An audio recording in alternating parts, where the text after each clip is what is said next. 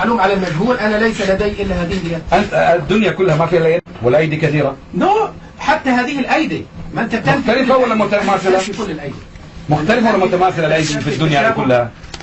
يبقى الأيدي مختلفة ولا متماثلة؟ كل ما جعلته أنك يا أستاذ الأيدي مختلفة ولا متماثلة؟ مجرد الكلام اللي بتقوله ده نوع من التمثيل يا شيخ. ليه؟ ما في تمثيل، ما في تمثيل. هو فيه. أنا أقول لله عز وجل يد تليق به، يد عظيمة كريمة تليق به. إيش التمثيل في ذلك؟ أليس لله ذات؟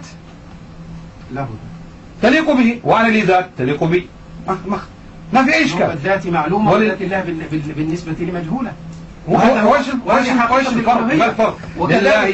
لله يد تليق به، بالنسبة لنا مجهولة ما نعرف كيف هي. يا سيد الفاضل هذا كلام مغلق لا تستطيع. ليس مغلقا، هذا الحق. له يد ولكن ليست كأيدينا. فنقول الله وله ذات ليست كذاتنا، وله قدرة ليست كقدرتنا. نعم. وأقول له نسيان بس ليس كنسياننا. لا عندما يقول نسوا الله فنسيهم يبقى أقول له نسيان ولكن ليس كنسيان. ما معنى النسيان؟ أنت تقول متعمق باللغة العربية. نعم. النسيان هذا بيني وبينك القواميس، هل ما لها إلا معنى واحد؟ عشرات المعاني. حلو.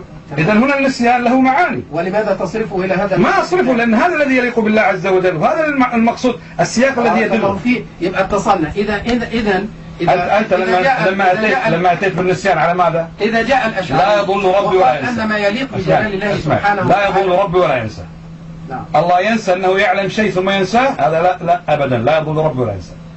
الله ينسى من أن يترك الشيء، نعم نسوا الله فنسيهم تركهم، هذا كلام العرب، وهذا الذي يدل على السياق. أنا لما أقول شربت من العين معنى العين الماء، رأيت بعيني معنى العين الباصرة، أرسل الملك عيونه يعني جواسيسه، جاء محمد عينه يعني نفسه. كيف حدد كلمة عين؟ حسب السياق. لكن هل في السياق هذا نسوا الله فنسيهم أن ذهب عن علمه واستعمالات مجازية؟ وحاول أن يحددوا هل لما أقول شربت من العين هذا مجاز؟ الحقيقة حاولوا أن يحددوا دائما في كل بنية صرفية ما هو الأصل فيها، ما حقيقة الاستعمال، وقالوا أن هذا هو حقيقة الاستعمال وينصرف إلى مجازات معينة فيه. فالنسيان هذا قول من؟ قول المتأخرين، لكن الصحابة ما قال هذا الكلام. أنت لا تأتي بقول المتأخرين. اللغة على هذه الصورة أحسن من فهم هؤلاء. الصحابة ما كانش عندهم فعل ومفعول. الصحابة فهموا أحسن من هؤلاء. أنت شوف ليش اللي صار معك، أن تأتي بكلام متأخر اللي يعتقد هذه العقيدة ثم تستدل به. ما يصلح هذا الكلام. استدل بالكتاب والسنة. نحن الآن اتفقنا أن كلام العرب حسب السياق نحدد المعنى.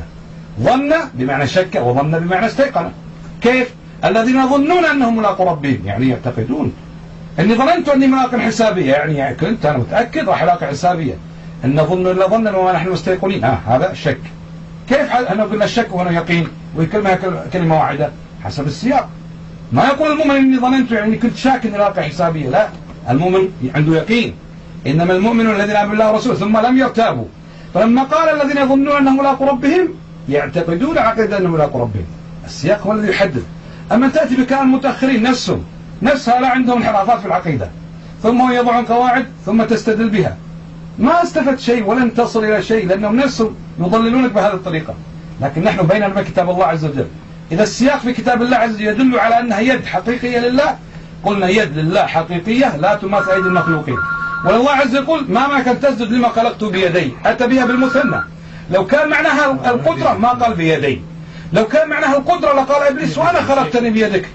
لو كان معناها القدرة ما قال الناس يوم القيامة لآدم عليه السلام دون نوح وإبراهيم وموسى وعيسى كلهم عليهم السلام، ما قال أنت يا آدم الذي خلقك الله بيديه وأسجد لك ملائكته. من مدحه الله سبحانه وتعالى كان ليه 10 أيدي، واذكر عبدنا داود الأيد.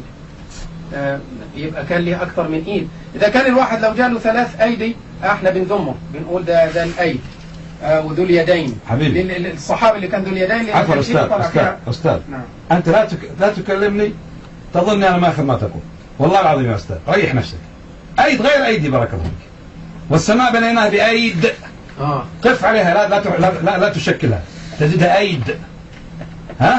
والسماء بنيناها بأيد. أيد معناها قوة، لكن أيدي تختلف عن أيد. ولذلك بارك الله فيك الآية كاملة والسماء بنيناها بأيد. وإننا لموسعون. تنوين يسمونه تنوين البدل لأنه جاء بدل الياء، زي غواش قاض، رأيت قاض بدل قاضي. والسماء بنيناها بأيدي، والياء محذوفة واستعيض عنها بالتنوين. لا يا شيخ، لا يا شيخ، هذا قاعد يقول لك أنت شو مشكلتك؟ تأتي بكلام متأخرين وتستدل به، هذا خطأ. الأيد آد يؤود أيدا معناها قوة، ليس بأيدي محذوف من أجل التنوين، وإنما هذا أيد آد يؤود أيدا، تختلف عن الأيدي جمع يد غير الأيد بالنسبة. إذا أنت رجعته، يعني أنا على الكتاب والسنة. لا دعني، أنا على الكتاب يعني والسنة. أنا أردت أنت تأتي بكلام متأخرين وتستدل به. أنا أقول لك ما معك أن تنزل بما خلقت بيدي. ما معنى يدي؟ انصرفنا إلى تفاصيل، أحسن شيء هذا، والله أحسن ما تنفق فيه الأرواح والأنفس أن نبقى في دين الله عز وجل، نحقق العقيدة الصحيحة. نحن كلنا حتى لو تعبنا، حتى لو متنا في سبيل الله عز وجل. هذه الأشياء نحن صرفنا إلى تفاصيل وبعدنا عن أصل الشيء. فأنا دائما أقول إن يعني نتكلم فيما يجمع الناس ولا يفرقهم ولا يفتنهم ولا يبدل حالهم بحال. الناس هنا لا ترقى عقولهم إلى مثل هذه الأشياء، والله ترقى عقولهم من هذه الرفاهية الفقهية التي اختلف فيها. يعني الناس ما بين هذا وذاك وتفرقت يا أستاذ، لما تقول لهم أنت العرب قالوا نروح نأتيهم وتأتي بالمتأخرين والقواميس، أنت تضيعهم. لكن الناس نحن لا نتكلم. نحن عندنا أهل الفطرة يقول الموت بيد الله. ما عمره جاء في باله بأن إذا قلت بيد الله يعني له ايد مثل ايدي لازم ما اقول الله له يد. ما يكون هذا الناس. والله لو تأتي إلى أي إنسان عامي من عوام المسلمين يجدها الله فوق، الله فوقك ويشهد عليك، الله فوق ويشهد عليك، الله فوق. ما في إلا الذين يتعلمون علم المتأخرين فيأتون بإشكالات كثيرة. فعلا وإزاي يقول الله فوق وإزاي يقول كذا. الله فوق يعني بيؤمن إيمان ابن تيمية فيه. لا طبعا هو هذا الإيمان الذي أرسل الله بمحمد صلى الله عليه وسلم. على كل ابن تيمية خلينا ابن تيمية، هو مش قاهر البشر إلا ابن تيمية، خلينا ابن تيمية. الله يقول عز وجل في كتابه وهو القاهر فوق عباده يخافون ربهم من فوقهم. ما قال من فوقهم بحرف الجر من إلا المعنى إيش؟ أن اللغة لا تقتضي أبدا إلا لأنه هو جل وعلا ذاته. ولذلك الآن الشيوعي يقول الله في كل مكان، أخرج علبة كبريت وقال الله يعني هنا أيضا سكروا دعس على الله، قال دعس ترى الله. ليش قال هذا الكلام؟ من هذه العقائد الباطلة. لو قلنا الله فوق ما طول الآن يا هم لي صراحة لعلي أبلغ الأسباب. الله فوق. احنا بنقول له أن مجرد السؤال عن المكانية لا يجوز. سأله محمد صلى الله عليه وسلم. النبي عليه الصلاة والسلام لا يجوز أن يسأله الرسول صلى الله عليه وسلم. كان يسأل عن تحديد الإله ولا يسأل عن لو كان تحديد الله ما قال أين، لقال من ربك. يا سيد الفاضل صح، لقال من ربك. الحروف في اللغة العربية تتراسل. تتراسل إذا كان هناك سياق يدل عليه. نعم، وهو السياق. ما في سياق يدل عليها. إنه كان يريد أن يعرف هل هي تعبد الله سبحانه وتعالى أم تعبد هذا. كيف عرفنا ذلك؟ شوف كلام متأخرين فقط، كلام متأخرين يقول لك هو عند الكعبة عند أصنام. هذا كلام في المدينة، صحيح مسلم حديث عند أحد أو الجوينية، صحيح مسلم الحديث. ما كان عند الأصنام لهم يحضرون. يعني أنت ترى أن أنا أرى الكتاب والسنة لا أتجاوزهما. إذا الكتاب والسنة فيه باطل والعياذ بالله فأنا على الباطل، الكتاب والسنة فيه حق أنا على الحق، أنا مع الكتاب والسنة. ما أتي بأي فلسفات أخرى. بيني وبينك وبين كل إنسان كتاب الله والسنة وسنة رسوله صلى الله عليه وسلم. بارك الله فيك. وإياك الله يسلمك. سعدنا بلقائك ونفع الله بك، وأنا ما زلت عند قولي يعني نحن في حاجة إلى أشياء أخرى مثل غير هذا القول. إن شاء الله نحن سنداري الأمر هذا إلى قدر كبير ولا نذكر اسمه. أقول سيداري هذا الأمر إلى قدر كبير ولا نذكر اسمه. لا يعني أتكلم بكلام بدون هذا. يا حبذا لو أنه يبدو أن الإخوان ما وصلوش المسج بتاعتي بصورة جيدة. أنا أريد أن أركز في هذه الجارية على بعض الأمراض الاجتماعية. أنت قلت يعني إن عندك محاضرات في الأسرة وعندك محاضرات. يا والله نحن يعني جعلنا من هذه كل هذا إن شاء الله من هذه نتكلم عن الأسرة ونتكلم عن كل بإذن الله تعالى. أما بالنسبة للأشياء التي تفرق ولا تجمع ما في. الأمة متفرقة يا أستاذ، خلاص ما فرقناها، هي متفرقة. حقيقة هذا خطأ. نحن ندعو إلى توحيد الأمة، لا نحتاج ولن يكون توحيد الأمة إلا إذا جمعنا على كتاب الله وسنة رسوله. قل تعالوا إلى كلمة سواء. هي أصل الأمة متفرقة. أنت أتيت على قوم. الآن أنا أقول لك نحن لسنا في حاجة إلى الخوض في مثل هذه الأشياء لأن أعلم من أتحدث إليه.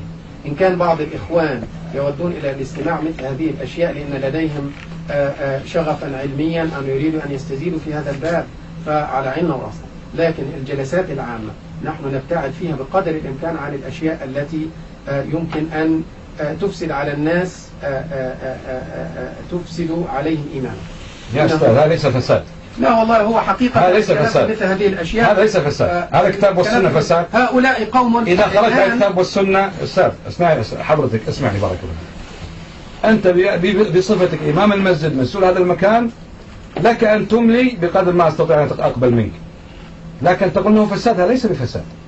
الناس لو تركناهم على فطرتهم أرجعناهم لفطرتهم إلى توحيد الله إلى التمسك بالكتاب والسنة على ظاهره، ما دخلنا في فلسفات كلامية فنحن على خير وهم على خير. والناس ما نتحدث فيه كله فلسفة والله وأبدا هو كله يدرس والله ولا فلسفة أتيت يدرس في علم الكلام ولا يعني فلسفة. من يلحقه بعلم التوحيد أو بعلم العقائد هذا أبدا ما في فلسفة، هذا كتاب الله سنة رسوله. بعلم الكلام هذا كتاب الله سنة رسوله. كتاب شيخنا وإمامنا أهو الجامع العوام عن علم الكلام كله بيناقش فيه الشيخ رحمة الله عليه ورضي الله عنه وأرضاه. هذا علم هذه الأشياء أستاذ هذه الأشياء لا هذا يسمونها بغير اسماء. تبيح لنفسك أن تتكلم في العقائد وتقول أنها عقيدة أهل السنة والجماعة، ولا تبيح للأشعري أن يتكلم في مثل هذه الأشياء لأنه يخالف هذه العقيدة. متى خلقه الله الأشعري؟ متى خلقه الله؟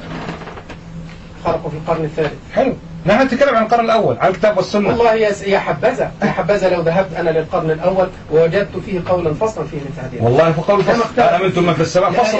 يخاف من فوقهم فصل. العظام أنا آتي الآن وهو القهر فوق عباده فصل. يعني لن يصل الكلمة الطيب. الحسن رضي الله عنه وأرضاه، أبو المعالي الديوني رضي الله عنه وأرضاه، محمد الغزالي، التاج السبكي، الإمام ابن حجر، الإمام النووي، وعشرات غيرهم من الإمام الهدى أبو منصور الماتريدي. كلكم ما فهمتوش الكلام اللي أنا جاي هنا في القرن البتاع ما فهمتوش يا سيدي. لم يتركوا بابا إلا تحدثوا فيه. هذا مثلا كتاب سيدنا أبو إمام الهدى أبو منصور الماتريدي. كل شيء ورد هنا في القرآن، إنما يفسر القرآن بقال الله وقال الرسول وعلى مقتضى اللغة. أستاذ أنت تقول فلان أبو الحسن أبو المنصور أبو فلان أبو علال الحجر كله. أين أبو بكر الصديق؟ أين عمر؟ أين عثمان؟ أين علي؟ أين المهاجر والأنصار؟ أين البخاري؟ أين مسلم؟ أين الإمام أحمد؟ أين الشافعي؟ أين الأئمة هؤلاء؟ كلهم موجودين. كلهم هؤلاء ما قالوا هالكلام، أقسم بالله هذا الكلام ما قيل إلا بالقرن الثالث قبل أن يخلقوا. هذا كقول اليهود والنصارى. كان بالقرن الثالث برضه. الإمام أحمد متوفى في القرن الثالث للهجرة. الإمام أحمد يوم امتحن في قضية خلق القرآن نتجت عن إيه؟ عذب سنوات طويلة في عهد المعتصم العباسي الإمام أحمد ولم يرفع عنه لقضية فلسفية الإمام أحمد قال قولا لم يقله الله ورسوله. قال القرآن كلام الله، والله يقول في القرآن وإن أحد المشركين استجار فأجره حتى يسمع كلام الله. فقال الإمام أحمد كلام الله. لكن أبو منصور ما تريد يجيبك عشرات العقائد اللي يقولها ما قال الله ولا رسوله. إذا الإمام أحمد قال كلام الله، القرآن كلام الله لقوله تعالى وإن أحد المشركين استجارك فأجره حتى يسمع كلام الله. سيد الفاضل الإمام لا تقول يشرح عقيدة الإمام الأعظم أبو حنيفة في الفقه الأكبر وغيره في الرسائل بتاعته. فعلى كل هذه هو المشكلة. أنت ما في مشكلة أن ما لديك هو الحق والصواب. أنا لا أنكر عليك هذا، أنا لا أنكر عليك، مع أني أعتقد بغيره في كل هذه الأشياء. وحقيقة أرى أنه من فضل الكلام أن احنا نقعد نجادل فيها، لكن أنا بقول لا أنكر عليك ولا تنكر على غيرك ولا نطرح مثل هذه الأشياء، لأن القضايا التي تخص هذه الجالية قضايا ذات خصوصية. فيه هناك المتربصون وهناك غير المتربصين، وكذلك هناك الأولويات. أنا عندي زوج وزوجته، حالات الطلاق اللي أنا بستلمها كل يوم 10 ساعات من الجدول بتاعي في الأسبوع بصرفها للإصلاح بين الأزواج والزوجات، الأولاد اللي فسدوا واللي خرجوا. هذه هو القضية. أما الأشياء الثانية أنا أراها من فضل الكلام ولا حاجة لنا. أستاذ هذا من فضل الكلام، هذا كتاب الله سنة رسول. هذا الرجل ما هي القرآن والسنة احنا نتكلم. احنا هل طلبنا منك أن تتحدث بغير كلام القرآن والسنة؟ اسمع هذا الرجل عنده مسجد مثل ما عندي مسجد، وأعطاني وتكلمنا مع الجاليات وعندهم مشاكل، عنده كذا بالكتاب والسنة، تكلمنا بكل شيء وخرجنا واحنا مبسوطين جميعا. أنت بصفتك أنت عندك سلطة على هذا المسجد تقول لي لا تقول كذا لا تقول كذا لا تقول كذا. أنا قلت كذا. أنا قاعد أقول. أنا بقول لك الأولويات يا سيدي. أنت تقول أولويات. يعني نحن أستاذ أنا قاعد أقول الأولويات أنت تقول عنها. لا يعني أنا عندي أولوية يا أستاذ. أنا أقول كلام. أستطيع من الأصل يا سيدي. يا أستاذ بس ببين لك نقطة واحدة عشان ما أتعبك معي. يا أستاذ أنت تقول عن هذه ليست أولويات. أنا أقول هذه أولويات. نعم. هذه أهم المهمات. أنت يا سيدي هنا أنا أقول لك الكتاب والسنة وعقيدة السلف وما كان عليه سلف الأمة هذه أهم المهمات وأول أولويات. أنا من في المكان. أنت تقول أنا من في المكان وأنا من يرى أولويات. هذا كان في المكان وقاعد يشوف في مسجده. أنا أقول لك أنا أتكلم على الناس طبيعتهم واحدة يا أستاذ والمشاكل طبيعتها واحدة. نعرف الخلع ونعرف الفساد ونعرف المنكر ونعرف حدث عهد بالإسلام وهذا كله معروف وقاعد نعالج اللي الله قدرنا عليه وكيف نبدأ. لكن أنت باعتقادك بأنها ليست بأولويات أنا أقول لك هذه هي أولويات. فهنا لن نبلغ إلا أن تتوب إلى الله عز وجل وتقول بعقيدة السنة والجماعة أو أني أنا أقول بعقيدتك هذه ما راح نصل. أنا قلت تقول لي مش أولويات هذه أقول أولويات. أنا أقول لك الذي يقول لا أعلم أبو حنيفة يقول رحمه الله يقول لا أعلم أين الله فقد كفر. اللي يقول لا أعلم أن الله فقد كفر. اللي يقول الله ليس فوق عرشه فقد كفر. أنت تقول هذه فلسفة ما لها داعي كلام. نقول لك الذي يقول الله في كل مكان فقد كفر والذي يقول الله في علوه فوق سماواته مستوى على عرشه كما قال الله عن نفسه. فهذا هو الإيمان الصحيح. وخير الله يقول في القرآن فماذا بعد الحق إلا الضلال. أما يكون الله عز وجل في كل مكان وفوق السماء وليس هذا وين أين قول تعالى فماذا بعد الحق إلا الضلال. هذه عقيدة مش كلام فقهي مش مسألة اللي صلى حديث العصر في بني قريظة أنت تفهم وأنا أفهم. هذه عقيدة إما أن يكون الله عز وجل فوق جميع مخلوقاته بذاته وبقدره وصفاته وبعلوه وقهره بجميع مخلوقاته أو يكون أي كلام خلاف هذا فهو كفر. أنت تقول لا مش كفر عادي يكون بعلمك يا أخي بارك الله فيك. هؤلاء أصحاب العقائد هذا يقول الذي يقول الله له يد فهذا مشبه حشوي هذا كذا هذا يتكلمون الكلام. لكن نحن لأننا نصرح وهم يتكلمون أشد أقوى كلام ماذا يقول عن أهل السنة. هذا كلام مكتوب لطلبة العلم. ماذا يقول هذا كلام مكتوب ماذا يقول عن لكن هل نخرج ونقول إنه هو اللي بيقول إيد ورجل وينزل ويطلع هذا حشو ولا مش لا نتطرق لمثل هذه الأشياء. بس أنا أسأل سؤال حشو أو ليس بحشو؟ الذي يقول الله له يد ورجل وقدم ووجه حشو صح؟ حشو مجسم. أيوة حشو مجسم هذا كفر. أنت ترميني بالكفر. أنا لا أرميك لما هذا كفر. ايش الايمان؟ لديه هذا ايمان؟ لبس لا هذه ليست من اصول هذا كفر لكن احنا متأولين صح؟ نعم نعم وانا اقول لك الذي ينكر تأويل غير مستساغ وانا اقول لك الذي ينكر ما اثبت الله نفسه فهو كفر ولكن متأول ولولا تأولك ما صليت خلفه لكن اعرف انك متأول واسال الله لك الهدايه لان الذي قال له يد هو الله عز وجل الذي قال له رجل هو النبي صلى الله عليه وسلم الذي قال له قدم هو النبي عليه الصلاه والسلام الذي قال له اصابع هو النبي عليه الصلاه والسلام الذي قال بل يداه مبسوطتان هو الله عز وجل.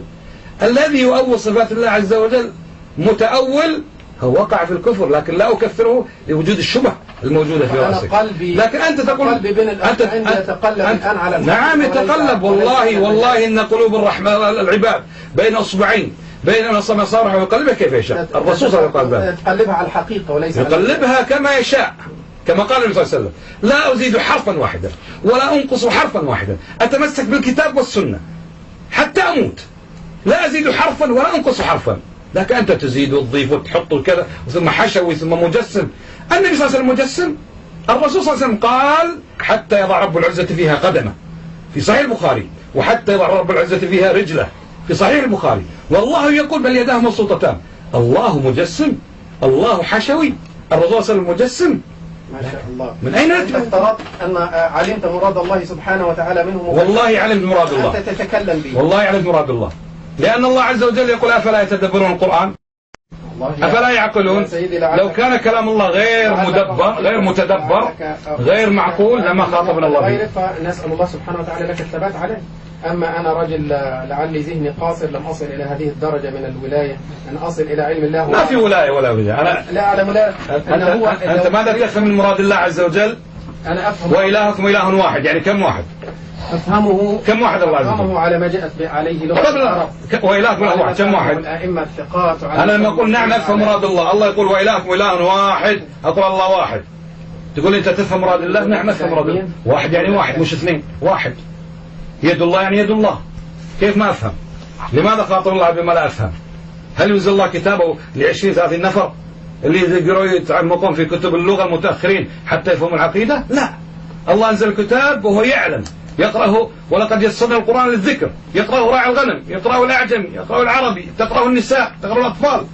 لو كان كتاب الله لا يفهم إلا كم واحد. ورب للقارئ عند القرآن والقرآن يلعنه. ليه؟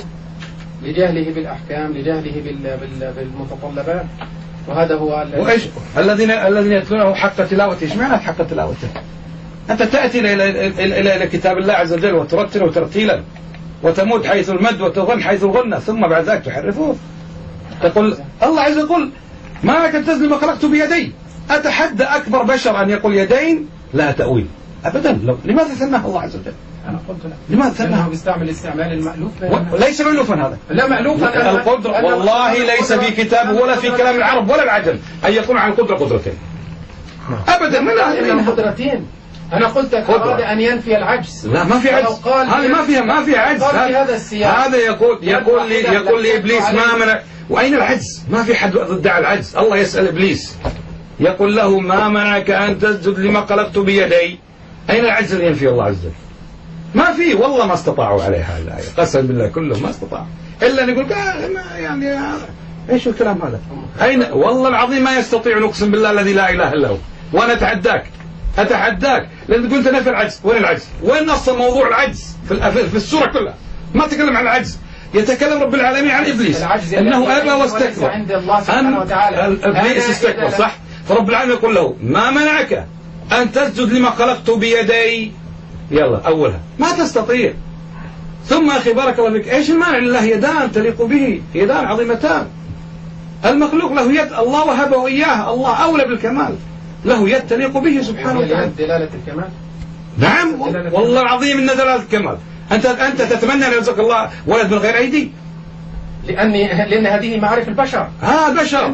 الله أولى. هذه المشكلة. الله أولى. أنك تصورت الله سبحانه وتعالى. لا أنا ما تصورت شيء. شوف لولا أن الله عز وجل يصف نفسه. زي ما قال الأئمة الأول إنه الأول جسم فشبه. هذه المشكلة. إن أنت ما في مشكلة أستاذ. أنا أقول شيء. تفرض أن الله سبحانه وتعالى على ما في ذهنك. ما في ذهني شيء. أنا أقول حاجة. أنا أبين لك شيء والله العظيم نصيحة لوجه الله تعالى. أستاذ لو أن الله وصف نفسه بالصفات غير معلومة للبشر ما عرفنا الله. لو قال الله عز وجل إن الله سين صاد والله جيم عين والله خاء والله راء والله دال ما عرفنا الله. لا مضبوط. إذا نحن نعرفه. هو خطرني بما أعرف. أعطاني نص واضح إن هو لا. ما الذي يعرفه؟ ما الذي يعرف من كلمة يد؟ ما لا يعرف من كلمة وجه؟ من أنت قلت إن اليد لها 20 معنى في اللغة. طيب هذا الذي يصرفها إلى ما الذي يصرف هذه الآية؟ ما منعك أن تسجد مقرأته بيدي؟ ليس كمثله شيء. ليس كمثله شيء. التنزيه. هذا يدل على يدين. طيب لماذا يقول يدين؟ لما لم يقل جل وعلا ومنعك أن تسجد مقرأته بيدي؟ بظواهر النصوص. جعلت له يدا واحدة. بهذه الآية جعلت له يدا واحدة. أكمل الآية. له يدين. أكمل الآية. لا تقل ويل المصلين. لا تقل ويل المصلين وتقطع الآية. ليس كمثله شيء وهو السميع البصير. سيد الفاضل لا فرق بين شو. عندما ذكرنا الجمع ذهبت إلى التأويل. عندما أنا أعطيتك أعطيتك حاجة يمكن ما سمعت فيها من قبل. لما جبت الليل قلت لك كما قالت إيش؟ ما قال إن تتوب الله فقد صغت قلوبكما. ذكر المثنى بالجمع. لا. هذا كهذا يلا أخذ منها. هذان خصمان اختصموا في ربه. هم مثنى وجاء بالجمع. هذا مشهور في لغة العرب أن يأتي العرب يطلقون على اثنين جمع. تصلي مع واحد تقول صليت جماعة. ليه بيطلقون؟ هذا كلام العرب. ليه يخرجوه على الأصل؟ ليس خروج. لعلة هذا ليس خروج. هذا ليس خروج. الأصل أن تكون الصفة تتبع الموصوف في كل الأوصاف. يعني الله كم يد له الآن؟ أنت في عقيدتك ولا يد صح؟ لا طبعا. ولا يد. الله سبحانه وتعالى لا يجوز لي في مثل هذه الأشياء. ليس كمثله شيء. الله العافية. لا إله. لا يد ولا رجل ولا مثل هذه الأشياء. ولا ذات. لا كمثله. له ذات؟ لا له ذات. يلا له ذات قل لي. له ذات. كيف يكون له ذات والله يقول ليس كمثله شيء؟ كيف له ذات والله يقول ليس كمثله شيء؟ الله سبحانه وتعالى له سمع وبصر. طبعا. ليس كمثل شيء، كيف تقول له سمع بصر وليس كمثل شيء؟ وهل سمع الله سبحانه وتعالى؟ وهل يد الله سبحانه وتعالى؟ وهي وانا ذلك كمل. انا معك انا لا انفي انا لا انفي انت تنفي. انا لا قلت ليس لله يد. الان نفيت الان نفيت في القران. اؤولها على التأويل حقيقة نفي. ايش النتيجة الأخيرة؟ أنت الآن صرحت ولا حول ولا قوة إلا بالله، قلت ليس لله ولا يد. طبعا طبعا. إذا هذا التأويل نفي. قل تعطيل، ليش تقول تأويل؟ لا يشبه البشر. هذه يحرفون الكلام عن مواضعه. هذا نفي ليس تأويل، هذا تحريف.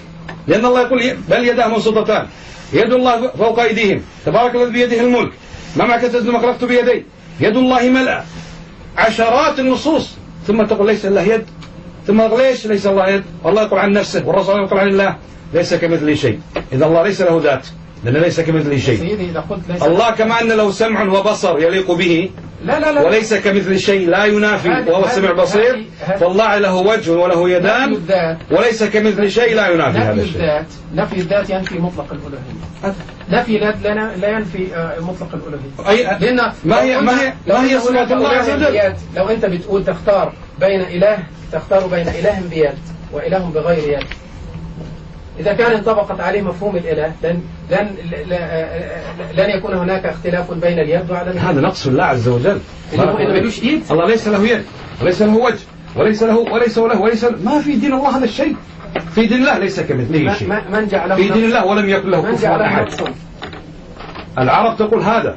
أنت الآن لما أقول يعني يا أستاذ ما اسمك أنا اسمي خالد يا أستاذ خالد. إذا قلت لك أنت يا خالد والله أنت رجال طيب، لا تزني ولا تفعل اللواط ولا تسرق ولا تعق والديك. ليس هذا ليس مدحا. ليس مدحا. أنا أقول لك أنت والله لست زاني، أنت لست خبيثا، لست ملعونا، لست كلبا، لست حيوان. ليس مدحا. أهل البدع هكذا فعلوا مع الله. ليس كذا وليس كذا وليس كذا وليس كذا. هل ليس في كتاب الله؟ انظر لا جوهر ولا عرض ولا جهة ولا فوق ولا تحت ولا ما ليس في كتاب الله. ليس في كتاب الله أنه في جهة وليس في كتاب الله ليس في جهة. في كتاب الله أنه هو العلو وهو العلي العظيم. سبح اسم ربك الأعلى أو رب من فوقه. ما قال الله سبحانه السماوات ليس جهة. فأي سماوات أنت بتحطه فيها، الأولى ولا الثانية ولا السابعة؟ أنا حطه. شوف شو الاستهزاء. أعرف هذا يا أستاذ خالد. لست صغيرا. أنا عمري قريب 50 49 سنة عمري. لست صغيرا. أنا حط بين السماوات. أنا بسأل. الله فوق جميع السماوات جميع المخلوقات جميع العرش. اللي أنا شايفها دي ولا في سماوات ثانية؟ ليش الفلسفة هذه؟ في سماوات ثانية والله فوق جميع المخلوقات. طيب يما يقول بان عن خلقه سبحانه وتعالى. 7 سماوات وبعدين يجي يقول السماوات والأرض مطويات بيمينه، يعني هو جوا السماوات ولا فوقهم بائن عنه؟ هذه فلسفة. أنا ما أبحث كيف يطوي وكيف يفعل. تسألني من شوية لأن الصفات. أنا أقول لو علمت الذات علمت الصفات. حبيبي أهل السنة قالوا أنا أعلم ذات الله سبحانه وتعالى. من لي أن أعلم هل الله سبحانه وتعالى جوهر ولا عرض؟ أنا أعلم الجوهر وأنا أعلم العرض. هذا الجوهر والعرض لمثل هذه الأشياء. ده جوهر وعرض. من قال جوهر وعرض؟ أنا قلت أنا الله جوهر. لا ما هو ده أنا قلت الله عرض. أنت شوف يا أستاذ. مقتضى الكلام. لا مو مقتضى الذات. ما في مقتضى. أنا ما قلت شيء. أنا لو استطعت ما قلت يا أستاذ. إذا قلت شيئا أستاذ لا تتقول علي. إذا قلت شيئا قلت. أنا قلت الله في علوه كما قال. لا قلت جوهر ولا قلت عرض ولا قلت جهة ولا قلت جسم. لا أنت بتقول في علو بالذات بذاته.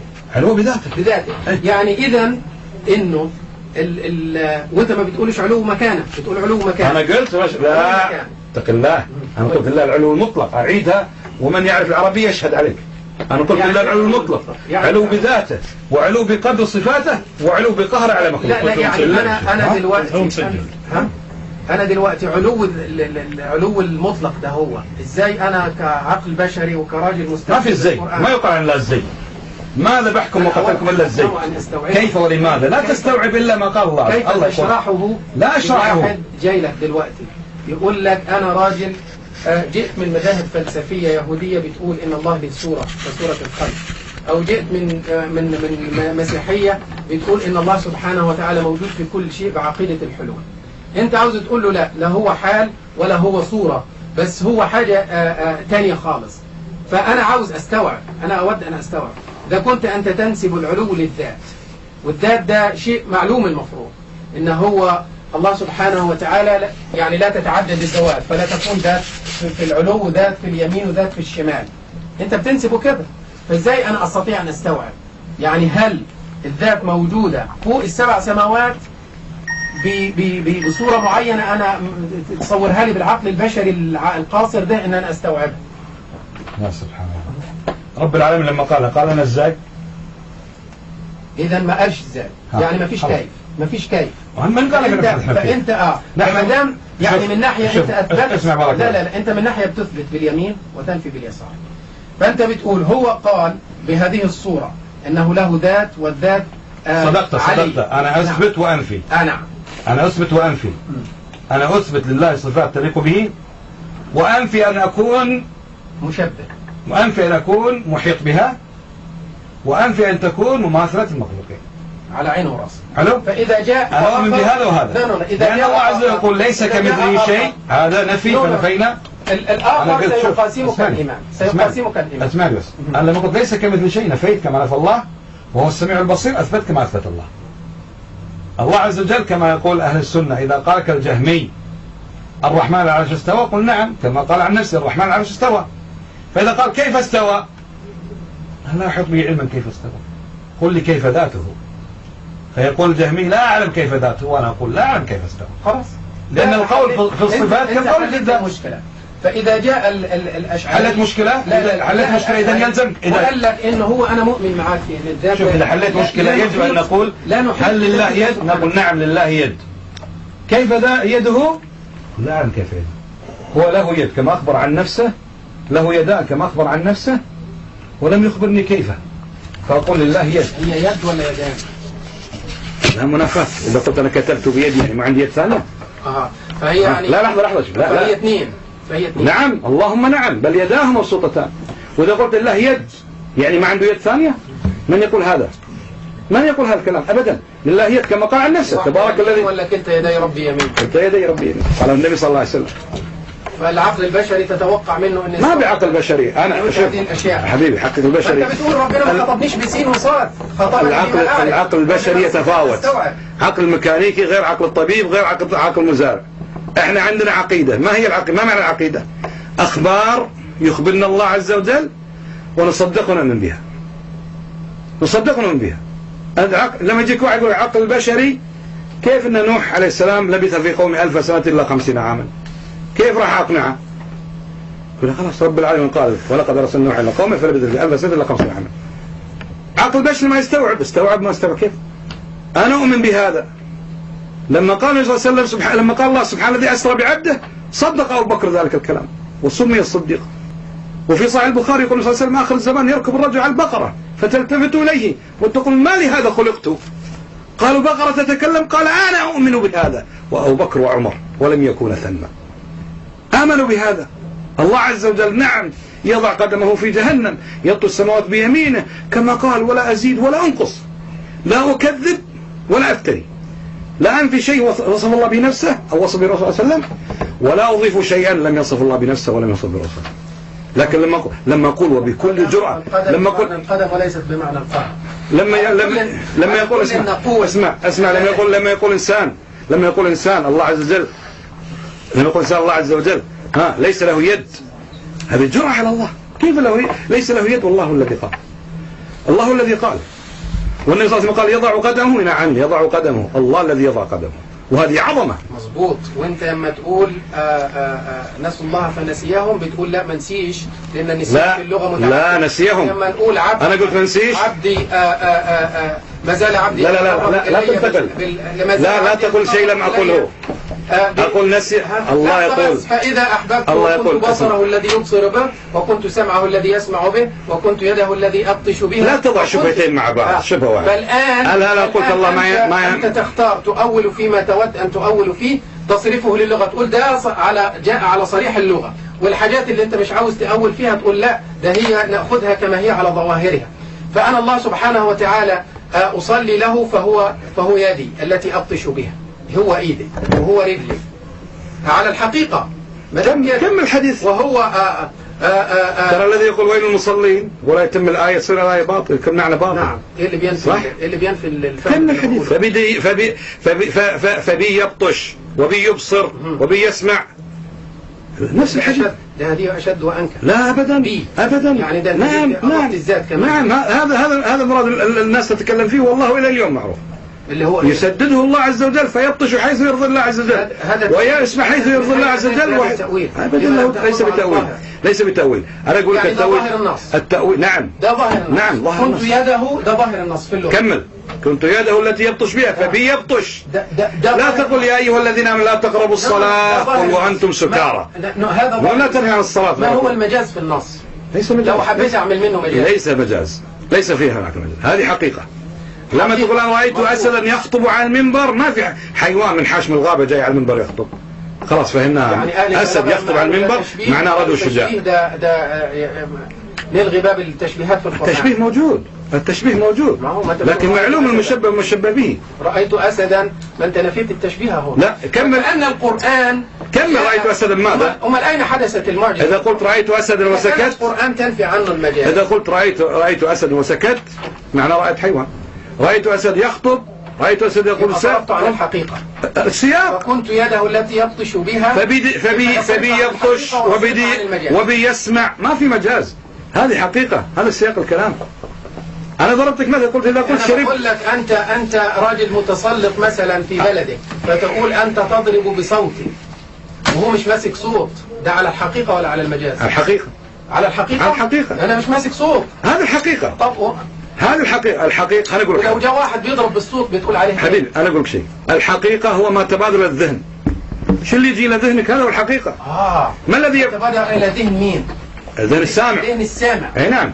أنا لما قلت شربت من العين يعني أنا حقيقة أول سمع في هذا الله يفتح عليك. يمكن الله يفتح عليك. يمكن ما قرأت عقل السلف. يمكن الله ساقني إليك سوقا. يمكن هذا هدية من الله. والله لأن لما تقول شربت من العين صرفت شطرا من عمري بين هؤلاء الناس. أبدا ما قرأت. والله لو تقرأ عقل السلف ينفعك الله به. شوف لو تقرأ عقل السلف يفتح الله عليك. لا تقرأ كلام أهل الكلام المبطلين. لما تقول أنا شربت من الماء ماذا تفهم؟ يعني عين إنسان ولا شربت يعني ماء؟ هذا اسمها عين. لكن شربت حددت. رأيت بعيني حددت. الحقيقة إنه هذه حقيقة. لابد أن على كل حال أنا لم أقول الله لا ينسى كما أرسلت لي. أنا أقول نسوا الله فنسيهم كما قالوا نسوا الله فنسيهم. يتفق عليه. فبالتالي لما نتوافق على أنه اللغة فيها الحقيقة وفيها المجاز أعتقد أن هذا من المسلمات التي لا يجب أن يناقش فيها أحد.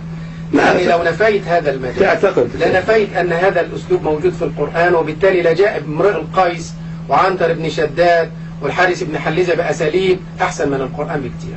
لما يقول هو بيصف الناقة بتاعته أنها بتتحرك كالليل أتى بها وقعدوا الناس يحاولوا أن يفسروا مثل هذه الأساليب ويأتي القرآن خاليا منها إنما هو نوع من العجز ننسبه للقرآن. هذا بهذه الطريقة أن الله سبحانه وتعالى أصف بهذه الصفات. ابن القيم رحمه الله قال طاغوت المجاز ناقة امرؤ القيس ومش عارف ايش كل هذا الدوران حتى يصل نتيجة ان الله ليس له صفات. من قال ذلك؟ أنت تقول ليس لله يد. هذا أنت واحد منهم. وهل تقول ليس لله عين. أنا أقول لله وتقول ليس لله وجه. أقول لله قدرة. أقول لله علم. أقول لله حياة. هذا إثبات جزئي. إثبات جزئي. ومن قال تثبت الله عز وجل. ومن قال إن ما تثبته أنت هو الإثبات الكلي. لا الله قال. وهذا زعم من يذهب إلى هذا زعمي. هذا زعمي ولا كلام الله؟ وكلام الله سبحانه وتعالى. إذا قال الله عز وجل بل يداه مبسوطتان هذا كلام يأتي نص من النبي عليه الصلاة والسلام. ولا النبي صلى الله عليه وسلم قال. أنا أفهمه على مقتضى كلام العرب. مقتضى كلام العرب. النبي عليه الصلاة والسلام والصحابة كلهم وفي ظل تنزيه الله ما في ولا واحد يتحداك أمهلك سنة أن تثبت أن الرسول صلى الله عليه وسلم مرة واحدة قال الله ليس له يد مرة واحدة بس. حديث حسن لغيره. بخاطب قوم الصحابة أبو بكر عمر واحد منهم قال ليس له يد. لا آتي للجمهور بتاعي وأقول له يا أخوانا ربنا له إيد بس اوعى تقول كده. فاللي موجود ده كأني قلت لا الله له سين وصاد، هي بالظبط كده. لا ابدا والله ابدا. انت بتقول لي انا اريد ان افهم اليد، اديني اليد معناها ايه؟ انا اديك، مش عاوز اديك، انا اديك. انت فيك روح؟ في روح. اديني روحك ازاي؟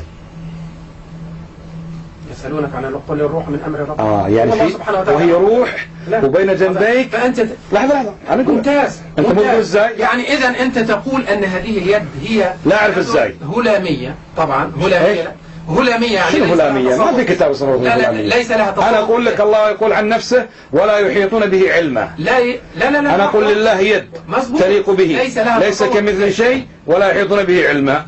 ان قلت ازاي اقول لك ازاي روحك ليس لها تصور في الذهن. ماشي، خلينا نقول بدل الهلاميه الله عز وجل ليس لها لا نحيط به علما. اليد ليس لها تصور في الذهن، لأن كل صفات الله ليس لها تصور. كل صفات الله تفكروا في الله، تفكروا في آلاء الله ولا تفكروا في ذاته. أنا بقول لك ليس لها تصور في الذهن، ليس لها تصور في الذهن، هذا ما تقوله. أنا أقول لا نحيط به علما. ما ليس لها تصور، لأن ليس تصور بالذهن. عن ماذا ايش تقولون؟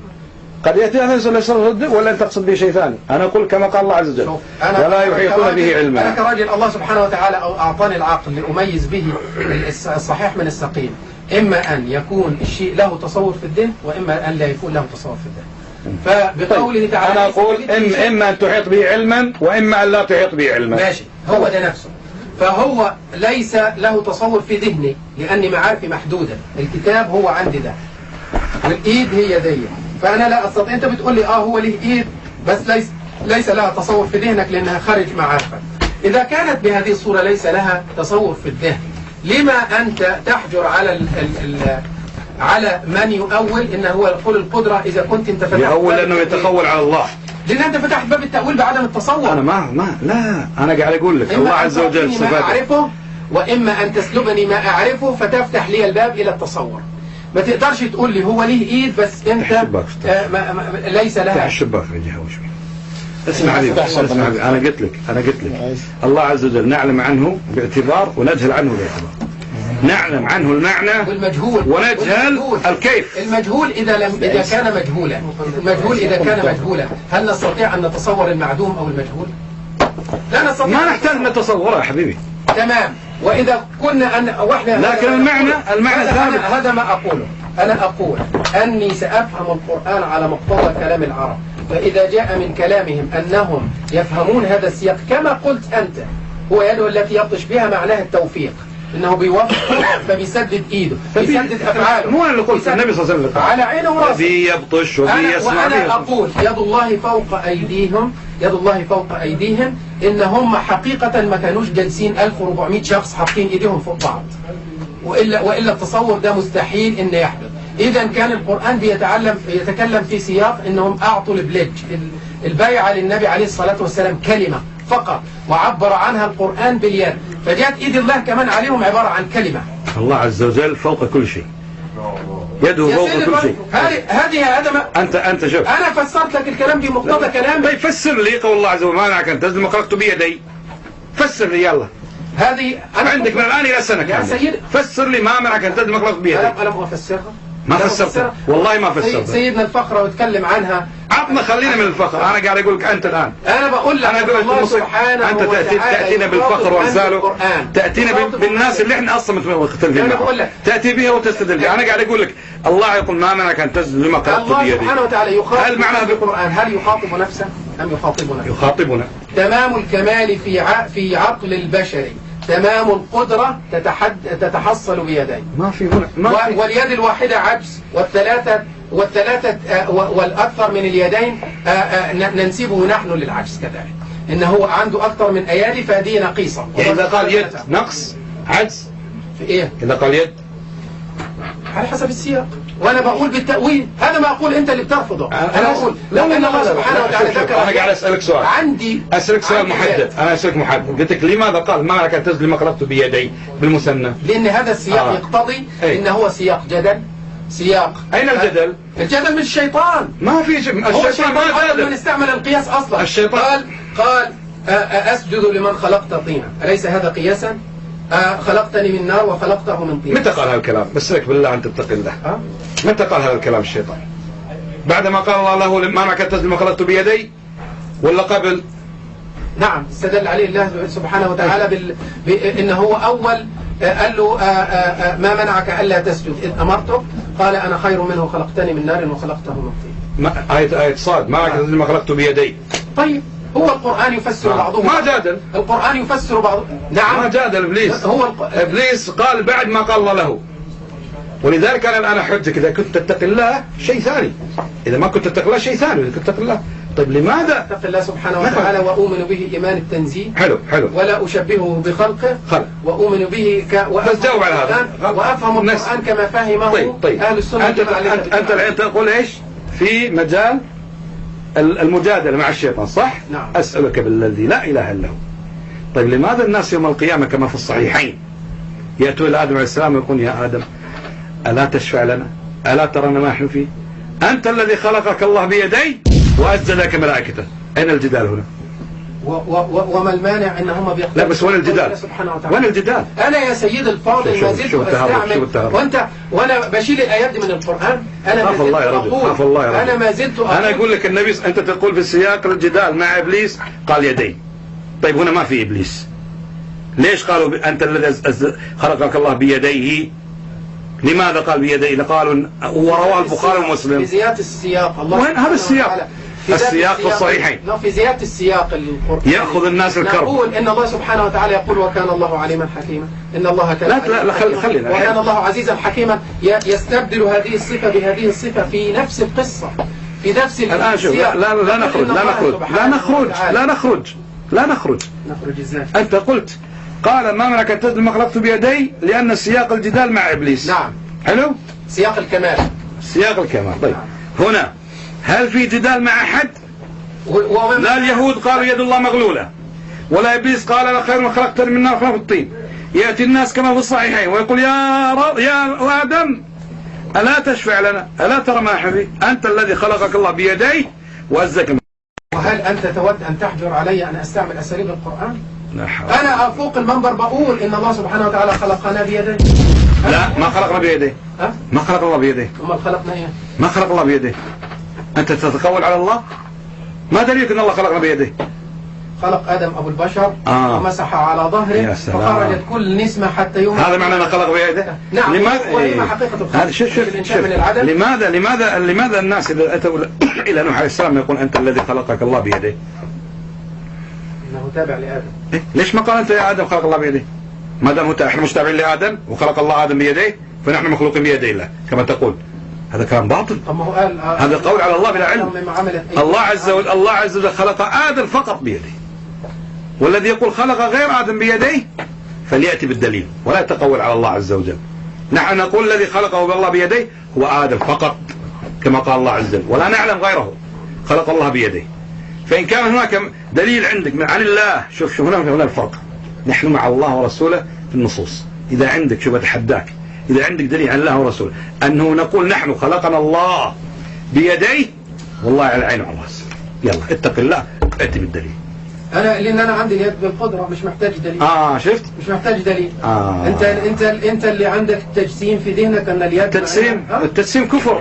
أنا قلت تجسيم. اليد أنا قلت أنت اعتقد مسك الطين وقاعد يشكل فيها. أنا قلت مسك هو لم يشكل إلا طينة آدم، أما بقية الخلق لم يشكلهم، إنما أتوا عن طريق التناسل بقدرة الله سبحانه وتعالى. شوف أنا بقول أنا قلت الله خلق طين وآخر يشكل فيها. الله جميع الخلق بيديه بقدرته. قدرته الإنشاء من العدم أو عن طريق التناسل. بيديه خلق كل الناس بيديه. ليش ما أقول بيديه؟ ليش تقول بيديه؟ بيدي ولا بيديه؟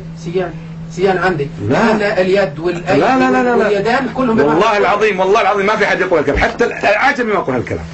ما في داعي يقول يدي، يقول قدرتي، يقول يدي، ليش يقول يدي؟ يا سيد الفاضل السياق القرآني يتغير على حسب المقصود.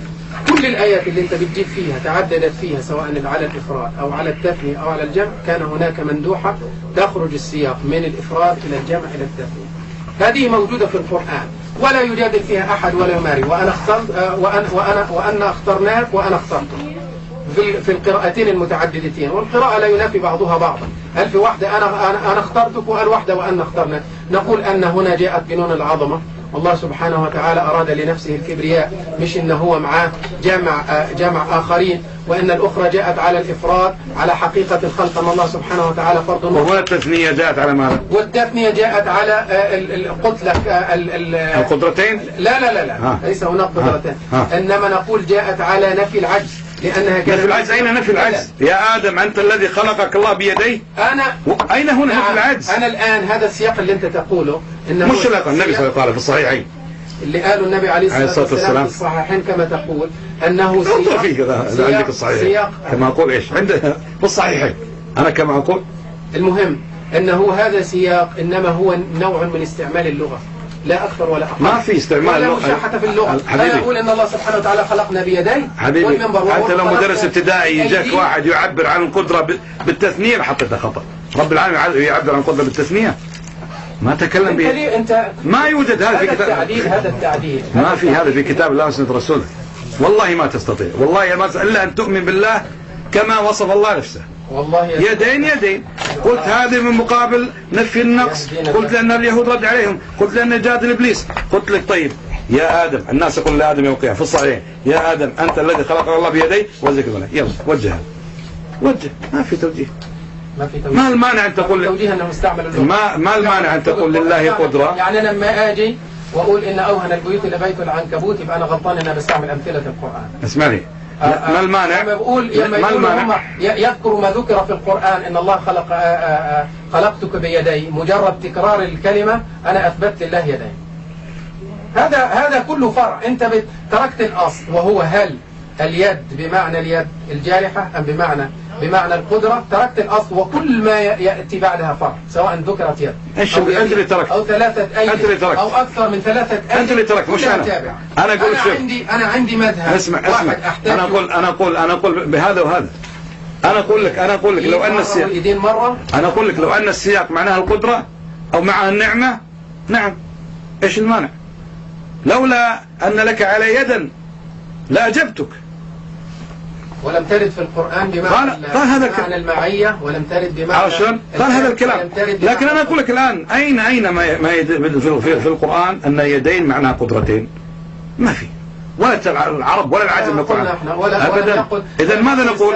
ولم يقل السادة الأعلام من فهم إذا من قال هو قدرتين ولا حاجة، من قدرة واحدة. من القائل؟ أنت تحاكمهم بتصورك.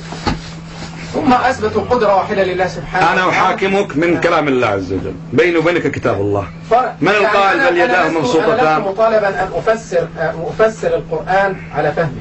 أنت بتجعل ما في فهمي ولا فهمي. أنا لا أريد فهمي ولا فهمي. أنا لا أريد فهمي ولا فهمي. وينزل يسيب مكانه وينزل. من قال يسيب مكانه؟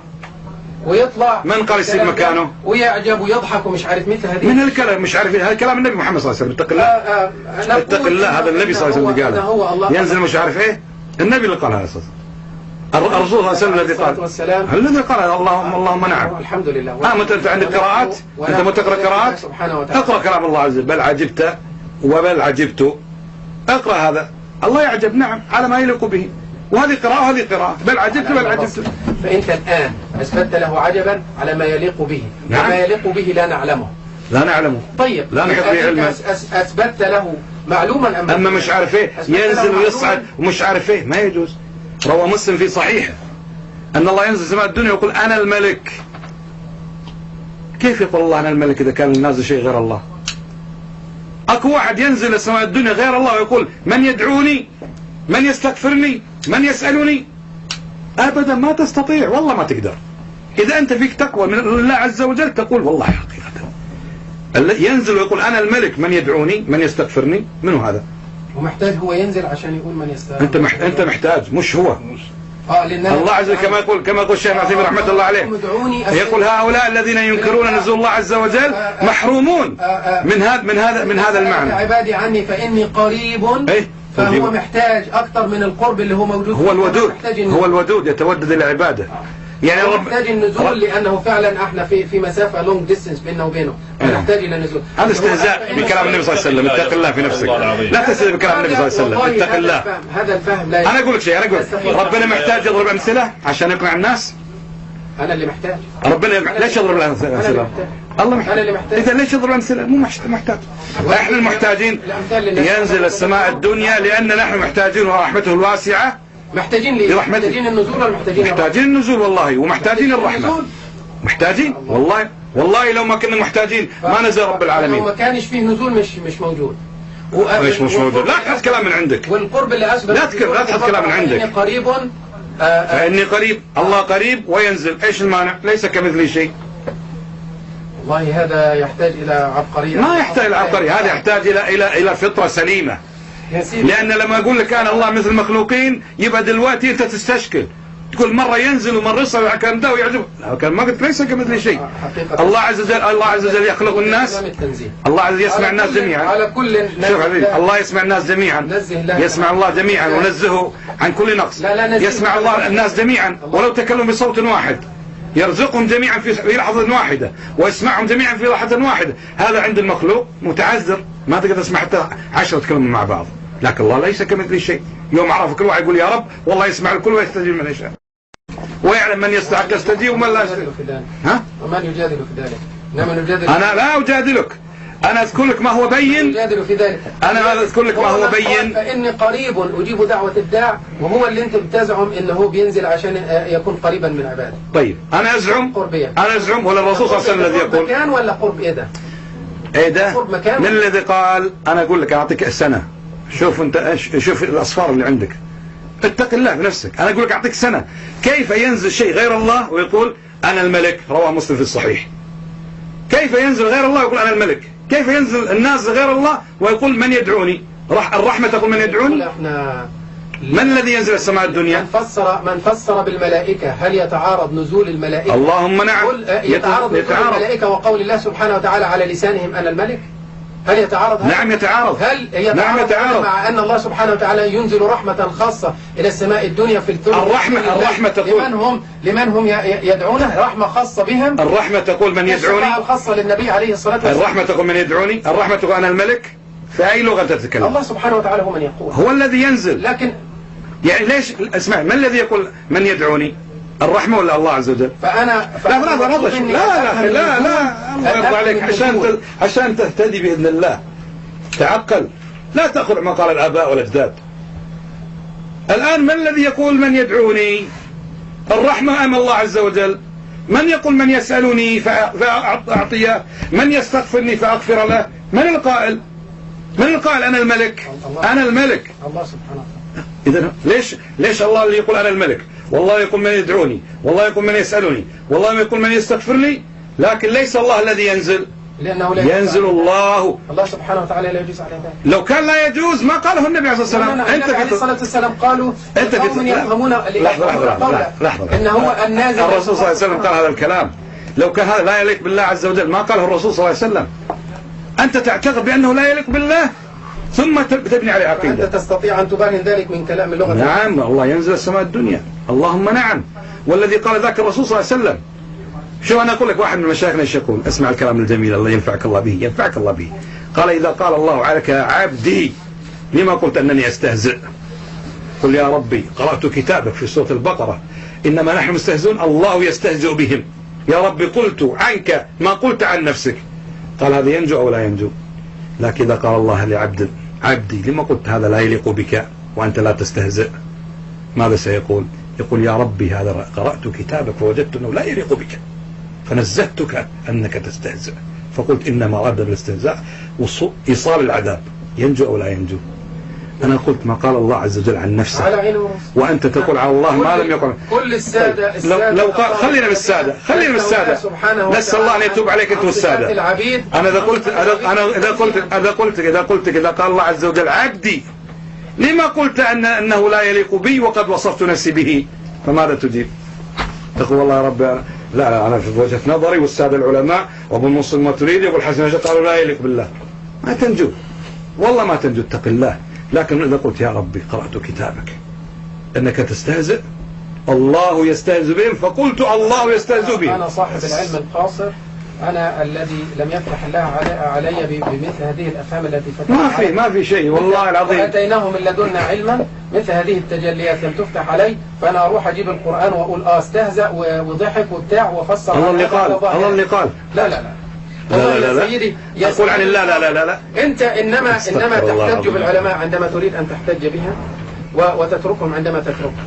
يعني عندما يقول وجاء ربك والملك صفا صفا، ويروى عن الإمام أحمد في عشرات الكتب أنه المجيء بمعنى مجيء أمر الله سبحانه وتعالى، يقول على عيننا وراسنا لأن الإمام قال كذا. ولما يقولها واحد وين قال الإمام أحمد؟ لو قالها الأشعري ما قال 10 مرات ولهم يحزنون. كل روح كل والله ما قالوا هالكلام هذا، أنا نعرف الأسلوب هذا. قالوا وين قالوا؟ وجاء ربك جاء ربك، هذا اللي قالوا. مجيء. نعم الله يجيء. يترك مكانه ويتحرك. مين قال يترك مكانه؟ مش مثل مدك عشان يترك مكانه. شفت؟ أنت شبهت أولا ثم عطلت. لما لم يأتي في بالك أنه إذا جاء يعني يترك مكانه. وأنت لم تشبه فنزل. أنا ما أقول والله ما المجيء ما عارف البشر مجيء سكون كما قال الله عز وجل. ولا حركة. ما قال حركة ولا قال يجيء. المجيء في معارف البشر سكون ولا حركة. حبيبي لو قال حركة قلت حركة، لو قال سكون قلت سكون. ما قال لا أقول. عبد الله ما قال الله قلت، وما لم يقل سكت. مظبوط. قال جاء لم يقل تحرك ولم يقل ترك مكانه ولم يقل ساب مكانه ولم يقل سكون، وإنما قال جاء فقلت جاء. اتق الله بنفسك. أولاد يعقوب لما جاء قال واسأل القرية، أنا هروح للقرية واسألها. القرية تطلق غرض بها قرية فيها بشر وقرية بنيان. لما قال اسأل، من الذي يسأل؟ البشر. أنا عرفت هذا الأمر. واسأل من كلمة واسأل، مثل ما قلت شربت من العين يعني عين الماء، رأيت بعيني يعني عيني. ومجيء الأمر غير جاء كتاب الأمير. وايش المانع لما حتى لو لم يكن كتابا؟ لا ايش المانع لما اقول جاء الله؟ لا ايش المانع لما اقول وجاء ربك؟ ايش المانع؟ جاء أمر الله سبحانه. ايش أمر الله؟ ذكر الله آية أخرى جاء أمر الله. يبقى هذه تفسر. لا أبدا ما في منافاة. أو يأتي بعض آيات أو هل ينظرون؟ شوف فرق الله عز وجل. واشربوا في قلوبهم العجل، أروح هم كل واحد مسك العجل وشربه. الله أكبر الله أكبر. في كتاب هنا، من هو كان هنا؟ السيد ابن عبد السلام لما إشارة إلى الإيجاز. الآن بس العجل يشرب. الأمثلة في القرآن على الحذف اللي قال لك إن الحذف أكثر من عدد رمال الصحراء في القرآن. الحذف اللي هو من قبيل وجاء أمر ربك أكثر من عدد رمال الصحراء. إيش المانع أقول جاء ربك؟ إن مجيء أنا أقول الله كما قال عن نفسه ليس كمثله شيء. ليس كمثله شيء، إذا ما له ذات. حركة وسكون. حركة وسكون، هذا ما حد قال حركة وسكون. هذا شفت أول شيء تقع في نفسك التشبيه ثم تأتي تهرب عنه فتقع في طبعا. أول ما قلت ازاي، ما في ازاي. الله في الغيب لا نعرف ازاي. الله يقول في القرآن عن نفسه ولا يحيطون به علما. فالمطلوب مني أن أنزه الله لا نحيط به علما حتى تقول ازاي. إلى تصور. هذا الذي قال حق الإمام مالك كيف استوى، لكن أنت ما تقول كيف، تقول ازاي. غيرت بس باللهجة. ما نقول عن الله ازاي، لأن الله لا نحيط به علما، وأنت روحك البيت جميك مش عارف ازاي عشان نقول الله ازاي. كما قال أهل العلم يا ابن آدم لا تعرف كيف تقول وتسأل كيف النزول. الله جعلها. ما نقول كيف ينزل، أنت تعرف نفسك كيف تقول عشان تقول الله كيف ينزل. الله جعلها بهذه الصورة وهو جاء بهذه الصورة. فأنا الله قال جاء، ما قال ازاي ولا قال حركة ولا قال سكون. لابد أن أتصور السلب حتى أعطي الله سبحانه وتعالى كل سلب. لا أبدا ما يمكن. إذا لا داعي أتصور السلب، لا داعي أن أتصور السلب. أتصور الإيدهم 5 أصابع لن هطلع المنبر وهقول أهو ربنا خلقنا. ما حد قال أنا أقولها أهو. محمد صلى الله عليه وسلم قال على المنبر محمد كما في صحيح مسلم حديث ابن عمر قال يضع رب العالمين يوم القيامة السماوات على أصبع وهو يشير بيده، والسماوات على أصبع والأرض على أصبع والثرى على أصبع والسائر ويهزهن. محمد قال كذا. صورة التشبيه.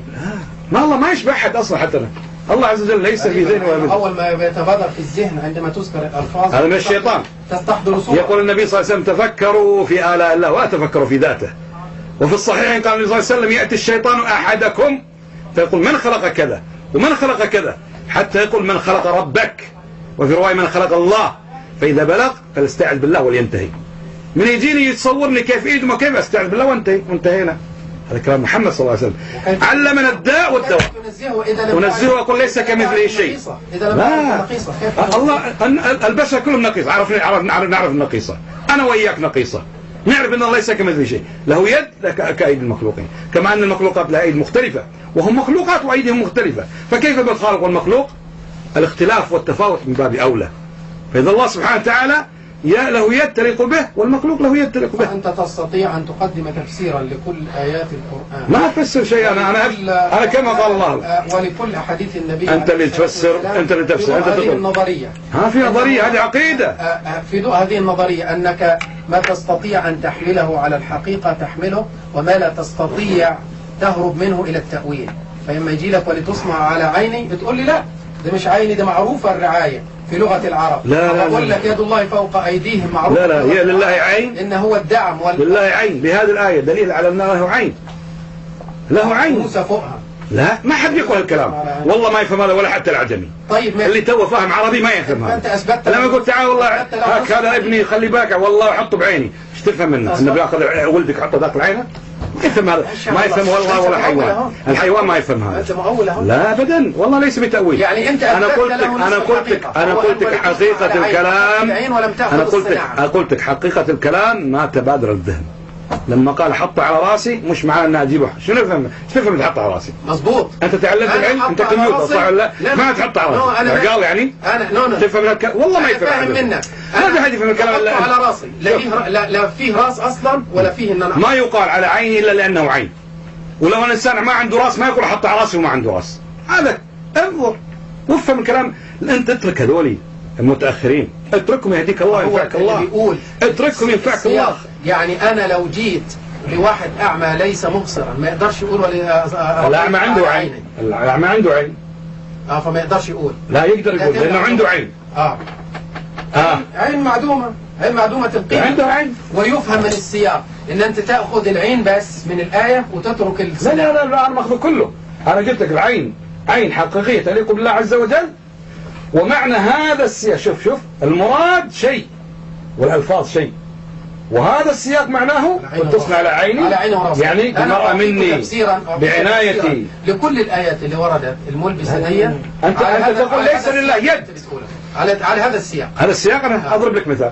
الله يد، أنت تقول ليس له يد. كيف وضع الله يده؟ ما أقول كيف، لا تقول كيف ولا تقول ازاي. كيف ذاته؟ كيف تبول أنت؟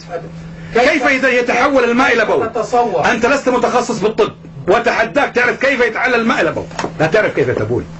كيف ازاي؟ ما يجوز اصلا الكلام هذا في حق الله عز وجل. كيف ما ننتهي. الشيطان يملي عليك كيف، الشيطان يؤمن عليك كيف وانت تقول كيف. لا. ثم اذا استشكلت الرحمن على العرش قال كيف استوى. انت تود مني ان اؤمن بالصفه وفي ذات انا اود ان تؤمن لنفسك. لا انا عقيدتي بقلبي والقى الله عز وجل عليه. شوف واذا سالنا الله عز يوم القيامه، اذا سالنا الله عز يوم القيامه عبدي قلت عني، نقول يا رب والله قلت عنك ما قلت عن نفسك. والله اعتقد اني سانجو، اعتقد عقيده جازمه اني سانجو. لماذا؟ لاني وصفت الله بوصف نفسي. وانا اعتقد اني سانجو باذن الله. انت ما تنجو امام البشر الحين. انا اقول لك، انا اسالك سؤال، اذا تنجو انا اسالك سؤال. هل رب العالمين يستهزئ؟ تقول لا يستهزئ. كيف تنجو؟ على ماذا تنجو؟ تتطور على الله عز وجل. طيب انا اطلنا عليكم عن مشواركم ان شاء الله. لو لحظه يا شيخ جزاك الله خير، تسمح لي دقيقه واحده بارك الله فيك. لما دخلنا لهون انت تفضلت سيادتك قلت انه كثير ممن يجلسون حولك كثير منهم لا يفقهون احكام الصيام والصلاه بعض منهم. انت يعني عممت شوي. انا اسالك بالله علي، هل كل من يجلسون حولكم يفقهون الاحكام هذه؟ لا ولا يعرف عنها شيء. فانا اترجاك لوجه الله عز وجل، هذا كالإساءة أدب منك لنا. اللي هو ايه؟ كلامك اللي قلت لما كثير ممن يجلسون حولك لهم سمت يتظاهرون به كذا، فمنهم من أتكلم يا أخي عن أهل الجالية التي جزاك الله خير. بس هذا كان أن هؤلاء الناس يحتاجون إلى أشياء أخرى. حتى ممن يجلسون معكم لا يعرفون كيف يصلون ولا كيف يصومون ولا كيف يحجون. أنت ذكرت ابن تقول ما يعرفون يتوضون. كنت ما فهمته أنت جزاك الله. قلت أفهمك أنت، هم سجل كلامك. قلت أنه معك في الحج رأيتهم أنهم لا يحسنون الوضوء، ما يعرفون يتوضوا، صح ولا لا؟ تيجي معي ناس بتعمل لا تحسن الوضوء. خلاص قلت هذا الكلام. نعم. فممن والله عرفنا ناس من معكم يجلسون معكم أنتم خلال خبرنا في أمريكا لا يعرفون الصلاة ولا أحكام الصلاة ولا شروط الصلاة ولا أركان الصلاة ولا أحكام الوضوء. بعدين تيجي كل ما واحد صار يدعو إلى السنة تتهكمون عليه تقول أنتم منكم من لا يعرف كذا وكذا. هذا ظلم. هذا ظلم. كيف فهمت هذا؟ خلاص جزاك الله خير. انا والله كانت اول بدي اوضح اياه وجزاك الله خير. خلاص خير ان شاء الله جزاك الله خير. بس بارك الله فيك، احسن الله اليك والينا ان شاء الله. ان وسامحنا على الاطاله، جزاك الله خير. نسأل الله أن يهدينا جميعا ويوفقنا للدين. سبحانك اللهم وبحمدك أشهد أن لا إله إلا أنت. السلام عليكم ورحمة الله وبركاته. السلام عليكم ورحمة الله وبركاته.